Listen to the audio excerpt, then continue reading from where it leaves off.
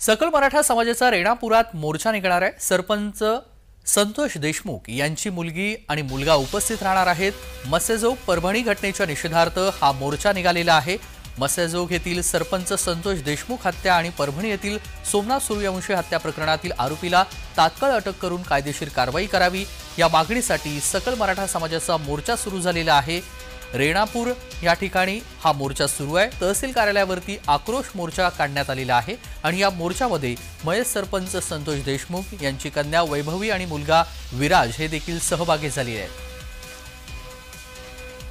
आणि या सगळ्या संदर्भात सविस्तर आढावा घेतलेला आहे अजय घोडगे यांनी। पाहूया।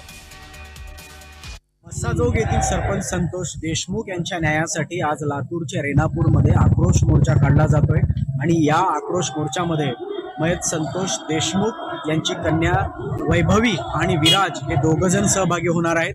त्यामुळे महाराष्ट्राच्या कानाकोपऱ्यातून रेणापूरमध्ये होत असलेल्या या आक्रोश मोर्चाला हजारोंच्या संख्येने आता बांधव जमत आहेत।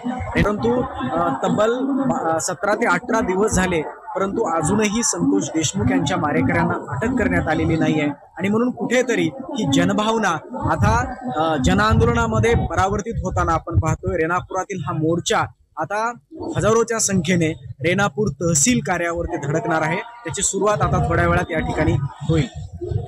अजय घोडके, जय महाराष्ट्र न्यूज, लातूर। सकल मराठा समाजाचा रेणापूरमध्ये मोर्चा निघालेला आहे। सरपंच संतोष देशमुख यांची मुलगी आणि मुलगा देखील ह्या मोर्चामध्ये सहभागी झाले आहेत। मस्सेजोग आणि परभणी घटनेच्या निषेधार्थ हा मोर्चा निघालेला आहे। ही दृश्य आपण पाहतोय। सकल मराठा समाजाचा हा मोर्चा आक्रोश महामोर्चा हा निघालेला आहे।